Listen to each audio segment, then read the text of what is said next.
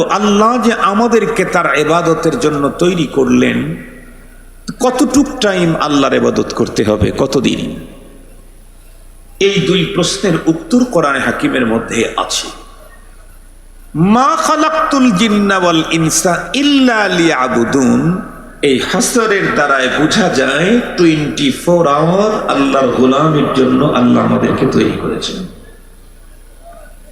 শুধুমাত্র কেবলমাত্র একমাত্র আল্লাহ পাকের গোলামির জন্যই আমরা তৈরি হয়েছি। 24 আওয়ার, 24 ঘন্টা। কতদিন? আল্লাহ তাআলা তাও বললেন, ওয়া'বুদ রাব্বাকা হাত্তা ইয়াতিয়াকাল ইয়াকিন, তুমি তোমার রবের ইবাদত করো, গোলামি করো, যে ইবাদতের জন্য তোমাকে সৃজন করা হয়েছে। কতদিন? মৃত্যু আসে না যতদিন। মৃত্যু পর্যন্ত আমাকে 24 আওয়ার কার গোলামি করতে হবে? আল্লাহর।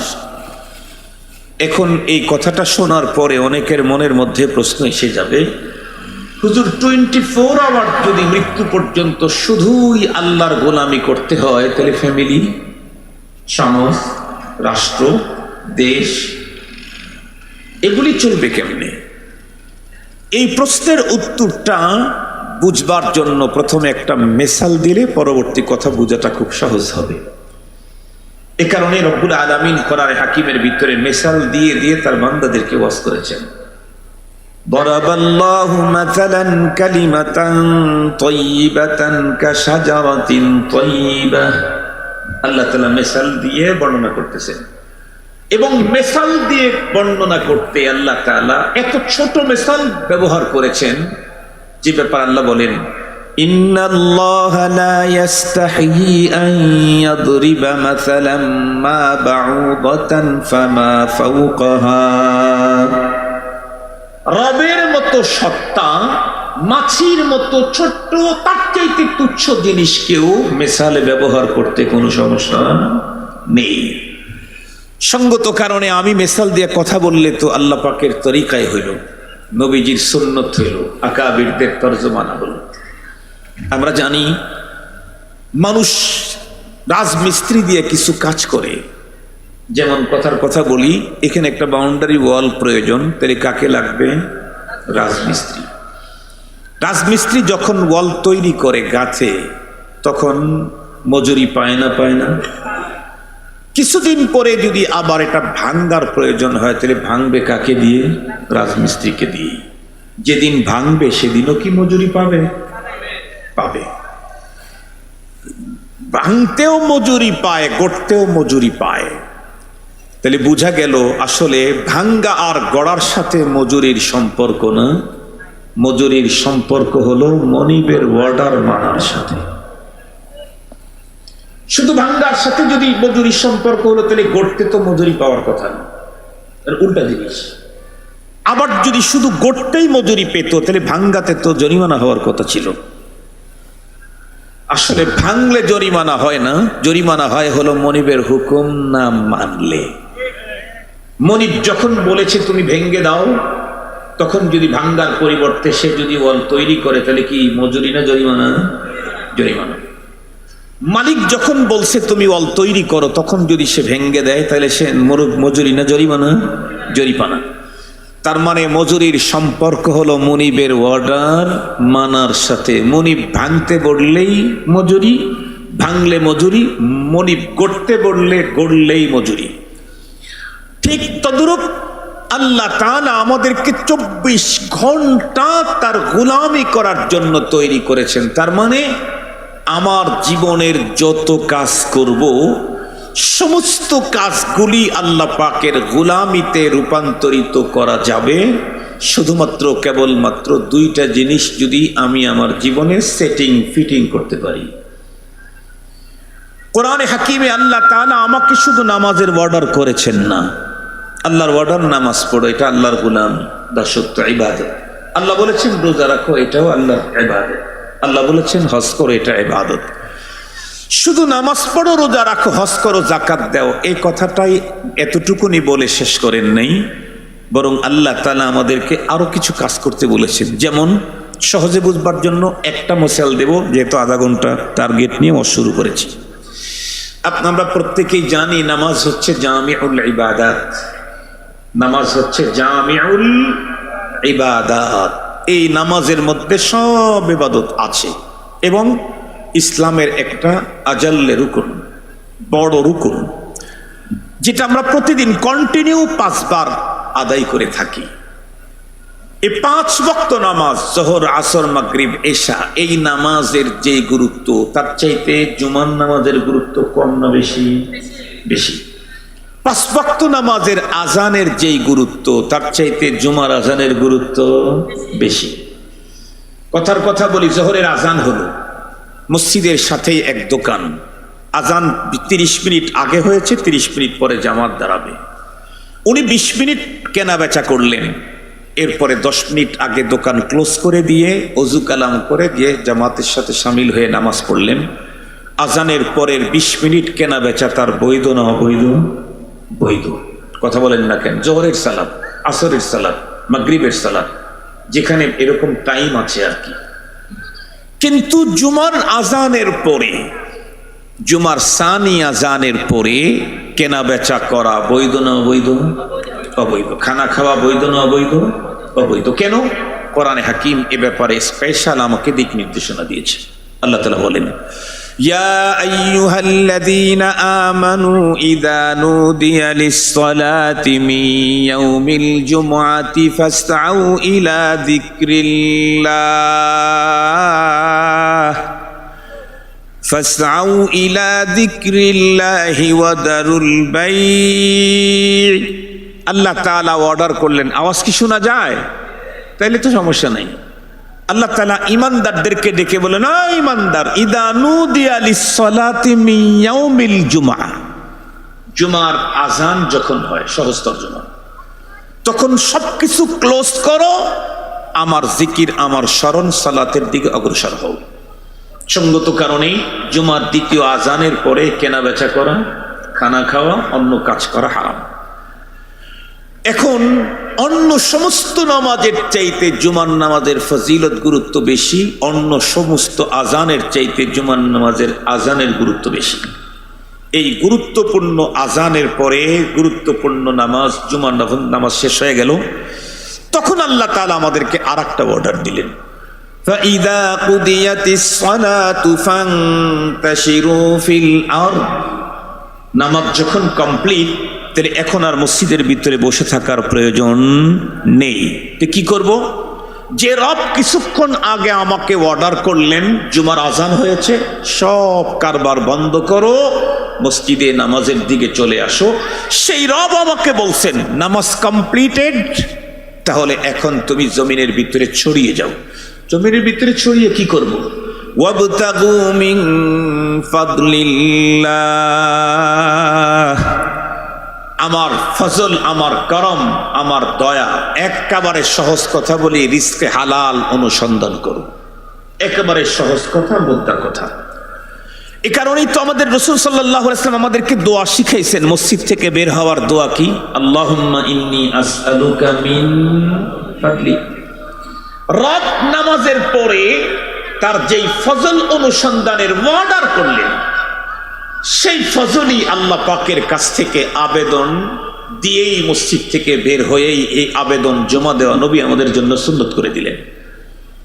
এখন আসেন, রাসূল করিম সাল্লাল্লাহু আলাইহি ওয়াসাল্লাম বলেছেন, কাসবুল হালাল ফারিদাতুন বাদাল ফারাইজ। ইসলামের গুরুত্বপূর্ণ মৌলিক ফরজের পরে গুরুত্বপূর্ণ একটা ফরজ হলো হালাল রুজির সন্ধান করা, একটা ফরজ। যে রব আমাকে নামাজে মসজিদে আসতে বললেন, সেই রব আমাকে নামাজের পরে রিজকে হালালের অনুসন্ধানে জমিনে ছড়িয়ে যেতে বললেন। এখন আমি ছড়িয়ে গিয়ে কি করব? চাকরি করো, তুমি চাকরি করো, ব্যবসা করো, তুমি ব্যবসা করো, টিচারি করো তো টিচিং দাও, অন্য কোনো পেশায় নিয়োজিত সেটা করো, রাজনীতি করো, তুমি রাজনীতি করো, তুমি যেই কাজটা করো, কৃষি কাজ করো, কৃষি কাজ করো, আবার যখন মুয়াজ্জিন আজান দিবে তখন তুমি এগুলি করতে থাকো। তাহলে বলুন তো দেখি, নামাজ শেষে জমিনের ভিতরে রিজকে হালালের অর্ডার দিলেন কে? নামাজ যিনি অর্ডার দিলেন, রিজকে হালালের অর্ডার, অনুসন্ধানের অর্ডার তিনি দিলেন। সঙ্গত কারণে নামাজ যেমন ইবাদত, রিজকে হালালের অনুসন্ধানও কি ইবাদত। এবার জিজ্ঞাসা করতে চাই,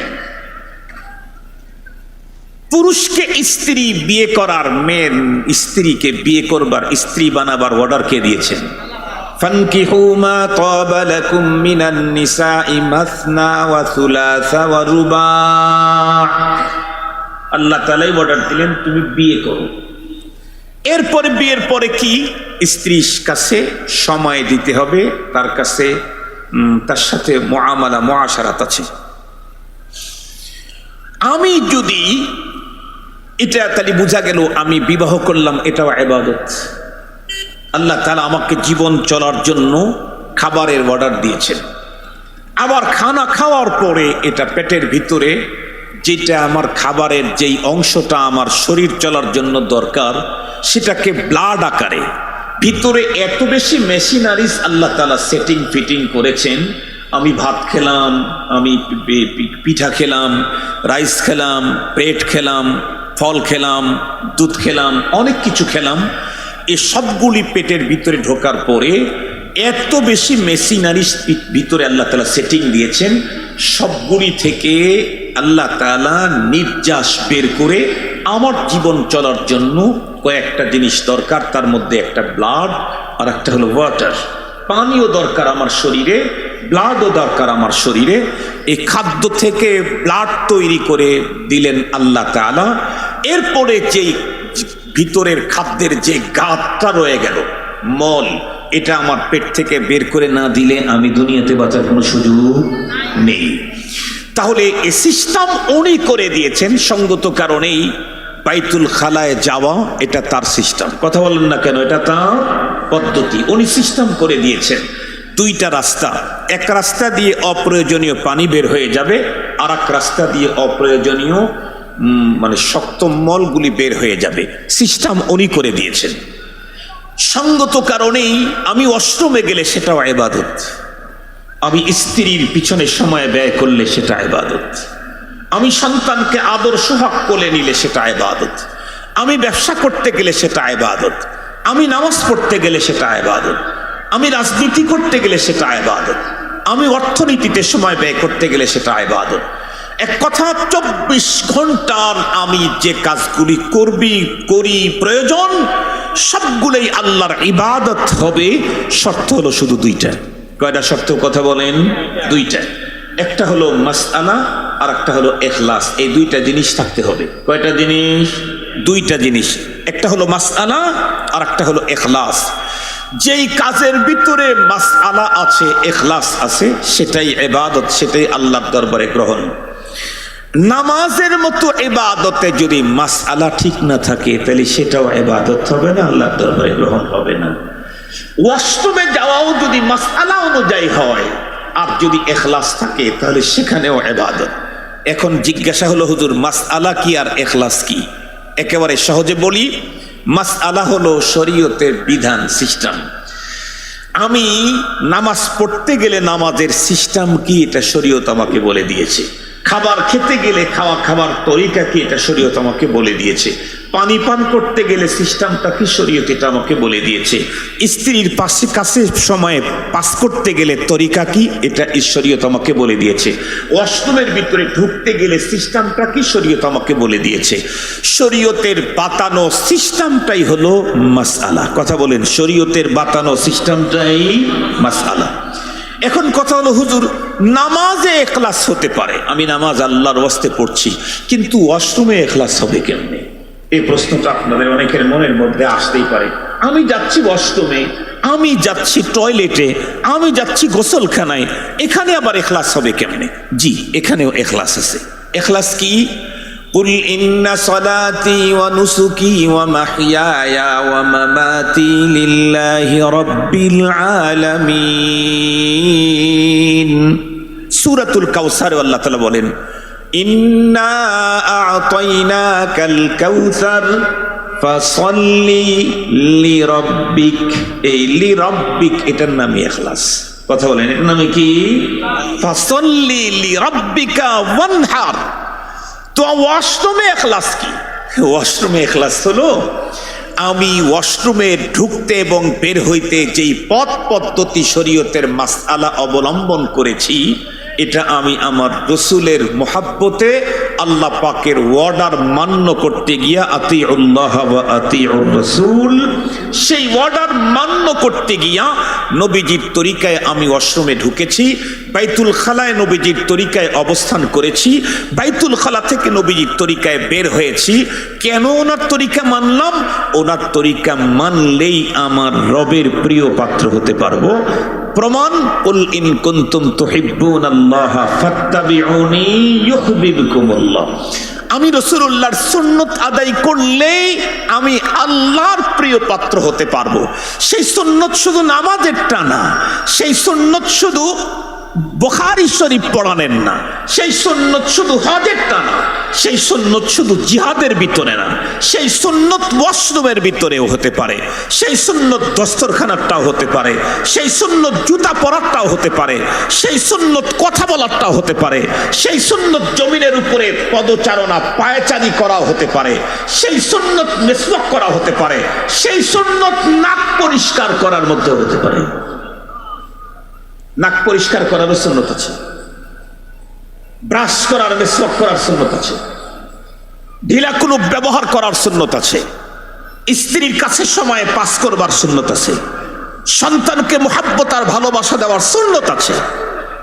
এমন কোন জায়গা নাই যেখানে মহানবী সাল্লাল্লাহু আলাইহি ওয়াসাল্লামের সুন্নাহ নাই। এ কারণেই তো আল্লাহ তাআলা ঘোষণা দিয়েছেন, লাকাদ কানা লাকুম ফি রাসূলিল্লাহি উসওয়াতুন হাসানাহ।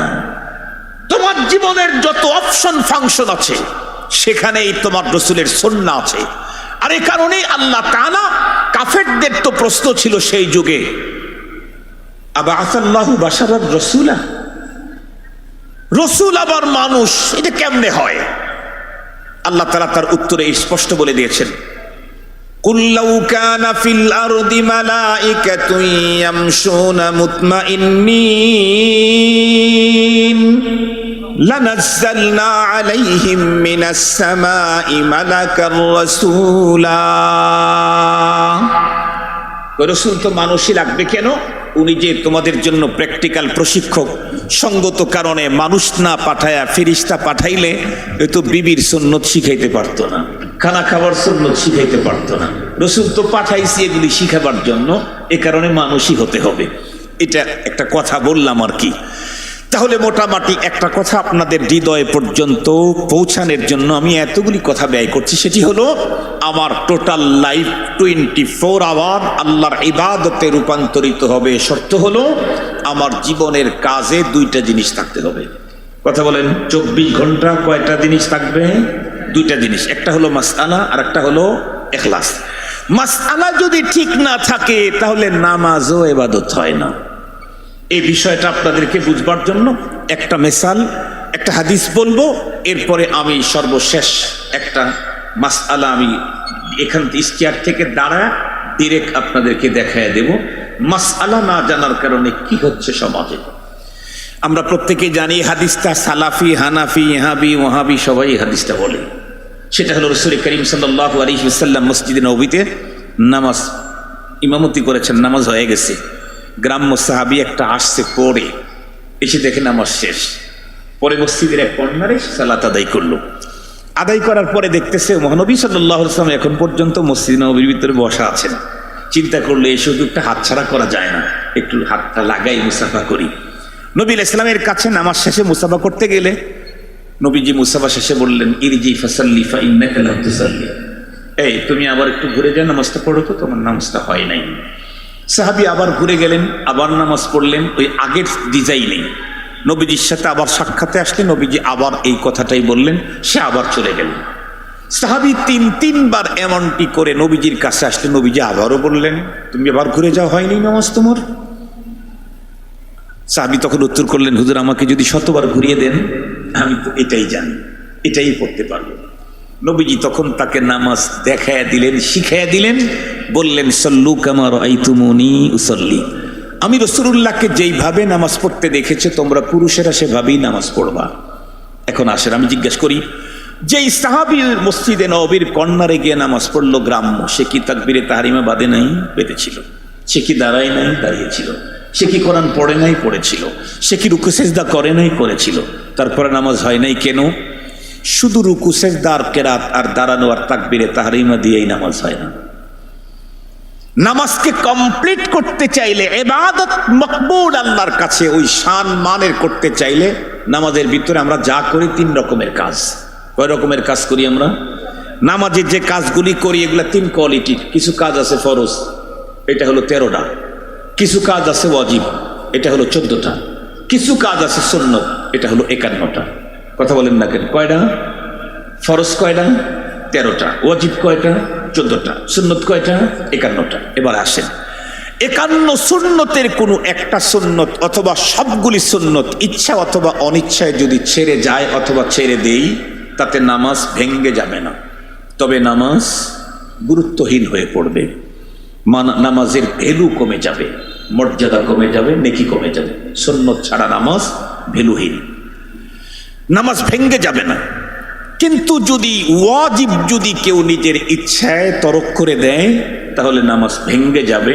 কিয়ামত পর্যন্ত সহু সেজদা দিলে নামাজটাকে রিপিট করা যাবে না। ওয়াজিব যদি কারো ভুলে ছাড়া পড়ে, সেই ক্ষেত্রে সহু সেজদা দিলে তার নামাজ হবে। এক নামাজে 5টা ওয়াজিব ছাড়া পড়লেও 2টা সহু সেজদা দিলেই হয়ে যাবে। কথা কি বুঝাইতে পারছি আপনাদেরকে? কিন্তু ফরজ কাজের কোনো একটা যদি বাদ পড়ে অথবা বাদ দেই, তাহলে কোনো অবস্থাতেই এ নামাজ হওয়ার কোনো সম্ভাবনা নেই। এখন আসেন, আমাদের দেশের হাজার হাজার মুসল্লি এমন আছে 70 বছর হয় নামাজ পড়ে, মুসলমান নারী পুরুষের সবই আছে, কিন্তু মাসআলা না জানার থাকার কারণে কন্টিনিউ 5 ওয়াক্ত নামাজ আদায় করছে, যেটা ইবাদত এবং বড় ইবাদত, অনেক বড় ইবাদত। ঈমান আর কুফরের মাঝখানে পার্থক্যকারী ইবাদত হলো সালাত। সেই ইবাদতটাও ইবাদত হবে না কেন? মাসআলা যদি না থাকে। সহজে বুঝবার জন্য আমি আপনাদেরকে বলি, আমাদের দেশের অনেক মুসল্লিরা তাদের নামাজ শেষ করে ফেলে রুকু থেকে সেজদা যাওয়ার সময় এবং 2 সেজদার মাঝখানে আরো অনেক ঝামেলা আছে। সবগুলি বলবো না, আমি শুধু 2টা দেখাই, আমি দোয়া করে দিচ্ছি। এক্সট্রা তোমাদের কাছে মাউথপিস আছে নাকি ভাই? এক্সট্রা মাউথপিস আছে? এখানে আছে? আমার কাছে দাও, আমি দেখাই দিচ্ছি।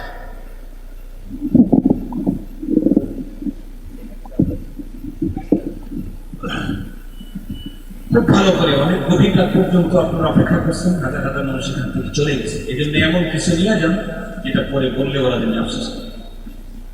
এরকম একটা কিছু নিয়ে যান। দেখেন, আমি আপনাদেরকে দেখাচ্ছি রুকু থেকে সেজদায় যাওয়া সুন্নত তরিকা, জায়েজ তরিকা, নামাজ ভঙ্গের তরিকা, 3টে দেখাচ্ছি। ভালো করে লক্ষ্য করেন। সামিআ আল্লাহু লিমান হামিদাহ, রব্বানা লাকাল হামদ, আল্লাহুম্মা রব্বানা লাকাল হামদ, রব্বানা লাকাল হামদ, আল্লাহুম্মা রব্বানা লাকাল হামদ, রব্বানা লাকাল হামদ হামদান কাসীরান তাইয়্যিবান মুবারাকান ফীহি। আল্লাহু। এই যে আমি সেজদায় গেলাম, এটাকে আমরা সুন্নত তরিকা। তবে আমি অনেকগুলি দোয়া করেছি, আপনাদেরকে এতগুলি একসঙ্গে করতে হবে। আমি 5টা দোয়া করেছি, যে কোনো একটা পড়ে রব্বানা লাকাল হামদ, অথবা আল্লাহুম্মা রব্বানা লাকাল হামদ, অথবা আল্লাহুম্মা রব্বানা লাকাল হামদ, অথবা আল্লাহুম্মা রব্বানা লাকাল হামদ, অথবা রব্বানা লাকাল হামদ হামদান কাসীরান তাইয়্যিবান মুবারাকান ফীহি। এটা বলার পরে আল্লাহু আকবার বলে সেজদায় গেলাম। এটা হলো সুন্নত। চলে চলে জায়েজ সেটা দিকে কোনটা দেখেন। সামিআ আল্লাহু লিমান হামিদাহ, আল্লাহু। এটা হলো জায়েজ। তার মানে আমি সামিআ আল্লাহু লিমান হামিদাহ পড়ে সোজা হয়ে দাঁড়িয়েছিলাম একটু পরিমাণ, তবে আমি কোনো দোয়া কালাম করিনি। কথা বলে, আমি কোনো দোয়া কালাম, এটা হলো জায়েজ। নামাজ সুন্নাত, আগেরটা হলো সুন্নাত, এটা হলো জায়েজ। নামাজ ভেঙ্গে যায় কারটা দেখি।